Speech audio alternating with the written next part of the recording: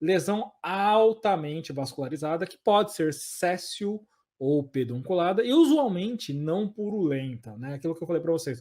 Eu não concordo dessa afirmativa de falar não purulento, porque na verdade não tem pus mesmo. Não tem relação nenhuma com essa questão de formação de pus. Apresenta-se frequentemente ulcerada, isso sim é uma verdade, e quando tem uma lesão ulcerada na boca, logo acontece um recobrimento por fibrina, que pode se assemelhar a pus. Mas isso acontece, por exemplo, numa lesão aftosa, numa úlcera traumática, né? Logo na boca, a partir do momento que há uma formação de úlcera, há um recobrimento por fibrina, que parece pus, né? Que a gente tem que explicar para o paciente.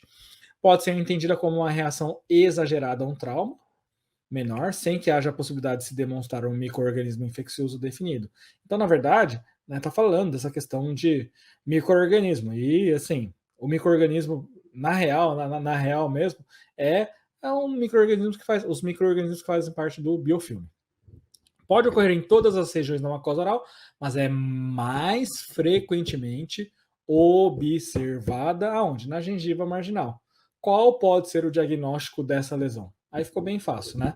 Por que a gente elimina já a alternativa A? Porque até falar de lesão altamente vascularizada, poderia ser. Que pode ser cesso ou pedunculada? Poderia ser granuloma periférico de células gigantes. E usualmente não purulenta? Também poderia. Apresenta-se frequentemente ulcerada? Poderia ser. Com úlcera recoberta de fibrina? Poderia ser. Pode ser entendida como uma reação exagerada a um trauma menor? Poderia. Agora, a única parte que fala que não condiz com granuloma periférico de células gigantes, aonde que é? Deixa eu assinalar aqui na questão. A única parte é essa, ó. Pode correr em todas as regiões da mucosa oral. Se falasse que poderia ser ocorre somente na gengiva, aí seria uma lesão de granuloma periférico de células gigantes. Mas como fala que em todas as regiões da mucosa oral, aí ficou, né? A gente eliminou a alternativa de granuloma periférico de células gigantes e ficou só com granuloma piogênico mesmo. E aí, né, fica inquestionável a questão.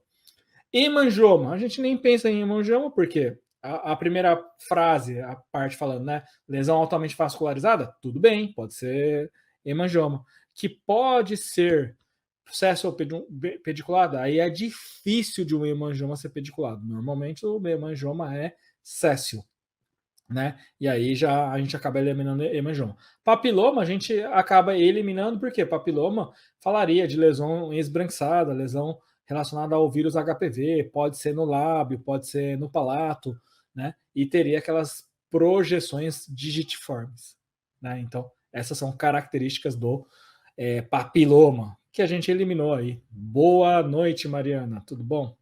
Então, a alternativa correta aqui realmente é granuloma piogênico. Mais uma questão. Agora, já falando, né? Assinar a alternativa que apresenta uma correta descrição do granuloma piogênico. Mas é uma lesão que é altamente purulenta? Não, pé. Elimina. Altamente purulenta, não. B, pode ocorrer apenas na gengiva marginal? Isso seria o quê? Granuloma de células gigantes ou o fibroma semicalcificante periférico, né? Então, a gente já elimina também a alternativa B. C, a lesão pode ser entendida como uma reação exacerbada a um trauma? Que trauma?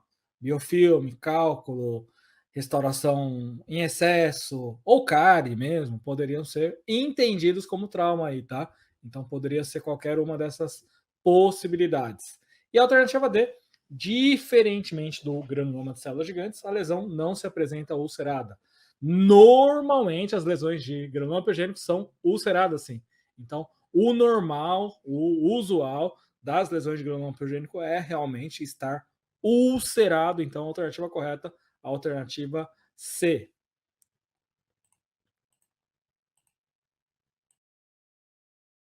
As comissões intergestores pactuarão a organização e o funcionamento das ações e serviços de saúde integrados em redes de atenção à saúde, sendo as comissões intergestores tripartite no âmbito da União vinculada ao Ministério da Saúde para efeitos administrativos e operacionais, e de competência exclusiva das comissões intergestores tripartite, a pactuação das diretrizes gerais para a composição dos RENASCES. É o CIT que manda em tudo. O trecho acima está: alternativa A, correto. Alternativa B, incorreto, visto que é a Anvisa que só faz regulamentação. É vinculado ao Ministério da Saúde e responsável pela pactuação dos aspectos operacionais do SUS no âmbito da União. Incorreto, visto que é de competência exclusiva das comissões intergestores regionais em cada município a pactuação e a operacionalização do RENASCES. Incorreto, visto que é de competência exclusiva da Comissão Intergestores Bipartite em cada estado a pactuação e a operacionalização do RENASCES. Qual a alternativa correta? Lembra. Presta atenção numa coisinha aqui, meu querido. A Anvisa, ela só entre aspas, né? Qual que é a responsabilidade da Agência Nacional de Vigilância Sanitária? Aprovação de medicamentos e recursos para a saúde, tá? Medicamentos, novos medicamentos e recursos e serviços para a saúde. Essa é a função dela. Ela não define quais são as ações e serviços que vão ser oferecidos pelo Sistema Único de Saúde. Beleza? Correto? O trecho está totalmente correto. As comissões intergestores pactuarão a organização e o funcionamento das ações e serviços de saúde, sendo que as comissões intergestores tripartite no âmbito da União, vinculada ao Ministério da Saúde, para efeitos administrativos e operacionais, é de competência exclusiva da CIT a pactuação do RENASCES. Guarda na cabecinha de vocês. É competência exclusiva das comissões intergestores tripartite, o RENASCES. Quem manda no RENASCES é a Comissão Intergestores Tripartite. RENASCES, Relação Nacional de Ações e Serviços de Saúde. Quem manda, quem define para efeitos administrativos e operacionais são as comissões intergestores tripartite. 44. Qual das alternativas abaixo apresenta uma definição correta para indicadores de saúde? Alternativa A. Conjunto de parâmetros que permite identificar, mensurar, acompanhar e comunicar de forma simples a evolução de determinados aspectos de intervenção proposta. Devem ser passíveis de apuração periódica, de forma a possibilitar a avaliação da intervenção. Expressam ideias de realização, orientam escolhas estratégicas e prioritárias. Devem ser definidos em função das características epidemiológicas da organização dos serviços do sistema de saúde e dos marcos da política de saúde. Expressam resultados desejados, refletindo a situação a serem alteradas pela implementação de estratégias e ações. Declaram e comunicam os aspectos da realidade que serão submetidos a intervenções diretas, permitindo a agregação de um conjunto de iniciativas gestoras de formulação coordenada. Referem-se à declaração do que se quer no período considerado. Expressa a medida do alcance do objetivo. Um mesmo objetivo pode apresentar mais de uma meta em função da relevância destas para o seu alcance, ao mesmo tempo que é recomendável estabelecer metas que se expressem os desafios a serem enfrentados. Qual a alternativa correta da questão 44? Ele está perguntando para você, qual a definição dos indicadores de saúde? Você só precisa saber qual é a definição dos indicadores de saúde para responder essa questão. E aí, logo depois dessa questão, a gente vai contar, eu vou contar para vocês o pulo do gato. Pulo do gato para a questão IBAN. Só quem ficou até agora vai ter acesso ao pulo do gato das questões IBAN. Vocês vão gabaritar a saúde pública. E pensem que vocês são um número restrito de candidatos que vão ter acesso a essa notícia. Vocês são um número restrito de candidatos que terão acesso a essa informação que eu vou passar agora. Fácil! Conjunto de parâmetros que permite identificar, mensurar, acompanhar e comunicar de forma simples a evolução de determinados aspectos da intervenção proposta.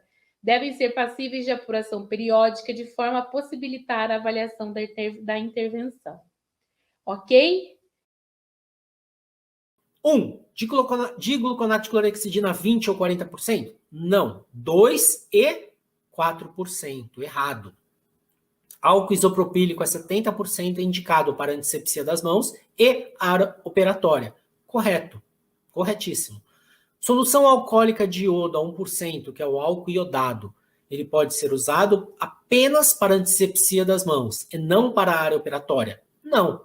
Nós vimos, né, que ele pode ser utilizado para antisepsia das mãos e para a área operatória. Errado.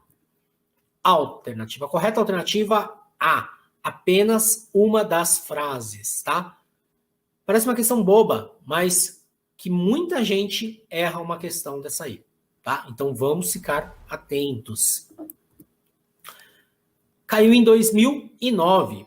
Assinale a alternativa que não representa uma indicação para antisepsia das mãos e área operatória. Então, assinale a alternativa que não representa, tá? Quem não representa. Toma cuidado com essas palavras. Não, apenas, exceto, ok? Porque na ânsia acaba errando, tá? A. Preparações contendo dicloronato de clorexidina a 2 ou 4%. Acabamos de ver, né? Correto. Preparações contendo polivinilpirrolidona ou iodo, que é o PVPI. Solução aquosa, solução alcoólica, solução degermante, todas a 10% com 1% de iodo ativo. Correto. Álcool isopropílico a 70%. Correto. E glutaraldeído a 2%, né? Antisepsia das mãos e área operatória, a gente falou sobre glutaraldeído? Não, né? Glutaraldeído não é para desinfecção, não é para antisepsia, e sim para desinfecção, tá? A alternativa correta, alternativa D, glutaraldeído. É uma questão bem complexa, tá? Mas vamos lá.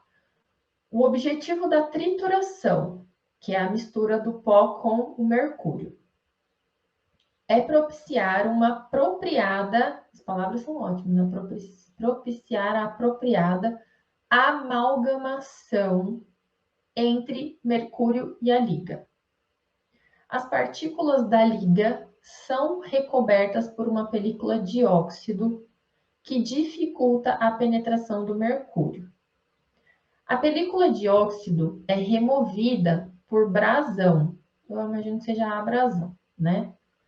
Quando as partículas da liga e do mercúrio são trituradas. Então, a liga, ela vem protegida por um óxido, só que o mercúrio em cima dela não vai misturar efetivamente. Eu preciso fazer um atrito ali, uma abrasão entre um objeto e outro, né? Entre o mercúrio e o óxido que está ali naquela partícula. Então, eu preciso abrasionar aquilo ali. Por isso que era grau e pistilo manual bem forte, e agora é uma trituração que a gente não consegue, mecânica não consegue simular com a mão, de tão rápida que é.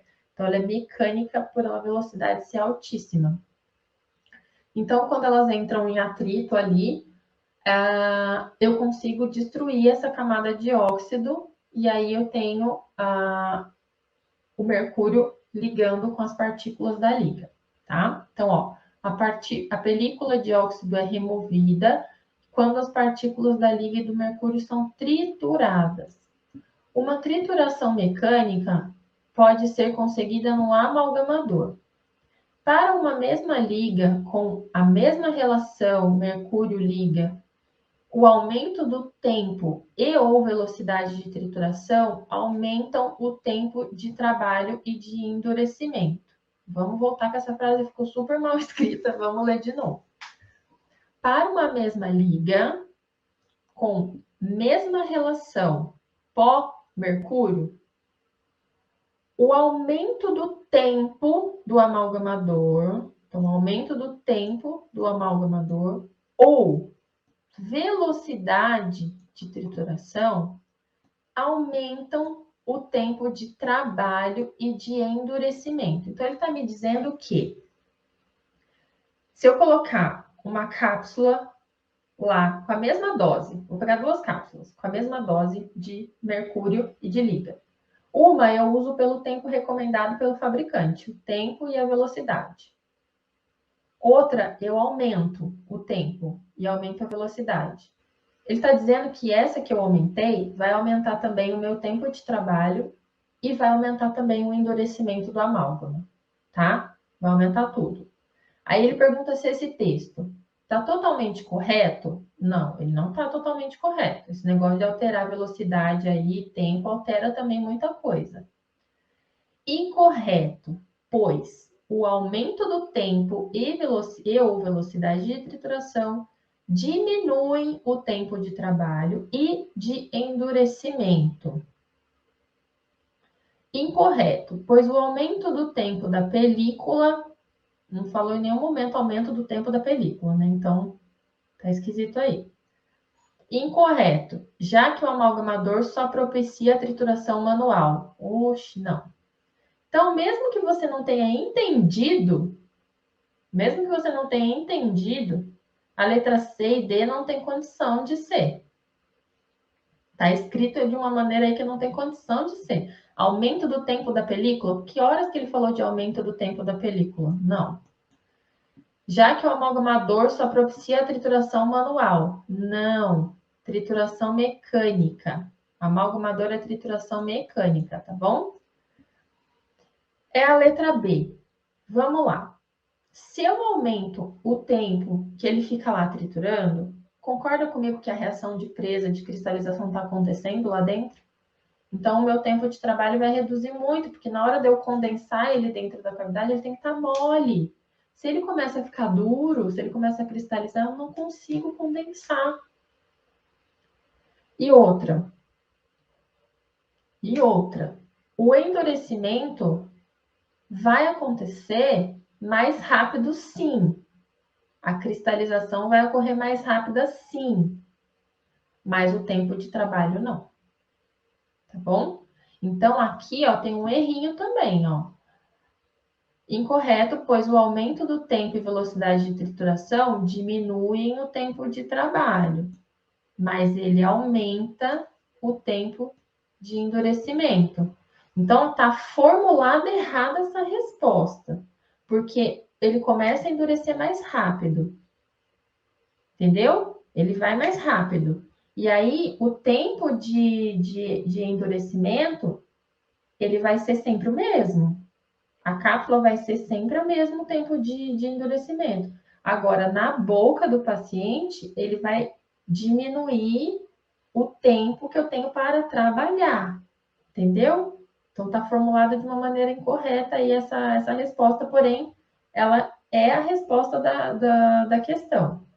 Então, vamos pensar. Se eu diminuo o tempo de trabalho, diminuo o tempo de eu condensar esse amálgama, de fazer todos aqueles tempos de cristalização, o meu amálgama realmente diminui o tempo de presa, tempo de endurecimento, mas o tempo total de endurecimento desse amálgama é o mesmo, entendeu? Eu só perco o tempo da cápsula lá, porque eu aumentei o tempo lá, e aí ela tá lá, enquanto eu podia estar trabalhando dentro do dente, entendeu? Eu aumentar o tempo não significa que eu estou fazendo mais partículas reagir com mais mercúrio. Não tem nada a ver. Eles vão reagir o que eles têm que reagir. Então, o tempo que o fabricante te indicou no amalgamador, na velocidade que ele indicou, é o suficiente para promover essa mistura, ok? Então, realmente, eu tenho perda aí de tempo de trabalho, vai diminuir.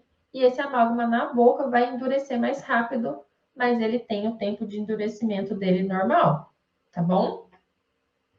Só tá formulado de um jeitinho que deixou meio confuso. Mas ela é essa resposta aí.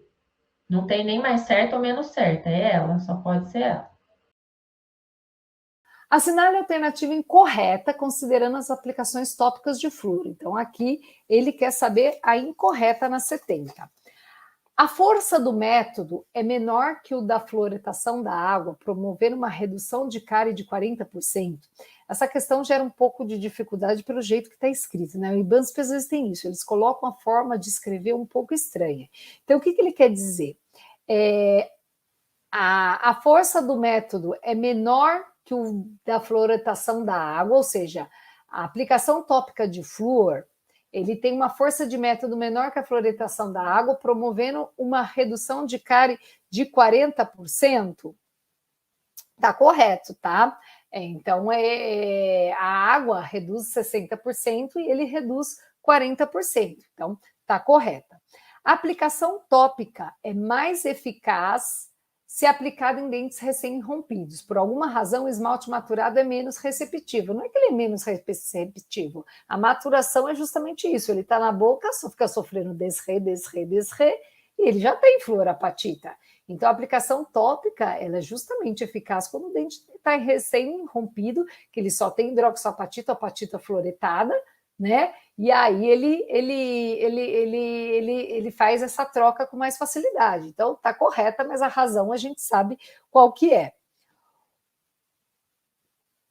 O uso de meios ácidos tende a aumentar a incorporação de flúor e o pH ótimo está entre 2,8 e 3, sim, né? Ao uso de.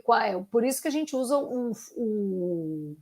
o fluorfosfato acidulado, né? Então, quanto mais ácido, melhor a incorporação de flúor. E alternativa D, a profilaxia prévia é importante para facilitar a ação do flúor, mas a sua omissão reduz em apenas 10% o benefício da aplicação. Hoje a gente sabe que a profilaxia prévia, ela faz parte do processo preventivo, tá? Mas ela não é tão importante. Hoje a gente sabe que se a gente não fizer, a gente consegue manter flúor até no biofilme. Então, essa é a alternativa incorreta, alternativa D. Questão 71. Programas de autoaplicação de flúor através de bochecho com soluções fluoradas podem ser implantados facilmente nas escolas com pouco ou nenhum prejuízo das atividades. Considerando esse método de prevenção, avalie as frases abaixo. Vamos lá, avaliar uma por uma. Soluções de 0,5% a 2% com frequência de aplicação semanal e quinzenal, respectivamente, têm sido empregada? Não, é 0,05% e 0,2%. Então, está tudo errado aqui. A redução de cárie para esses métodos é de 70%? Não, né? Se for semanal é de 30%, se for diário é de 50%. No caso de fluoreto de sódio a 0,2%, seu uso pode ser semanal? Correto, tá? Então, apenas a 3 é correta.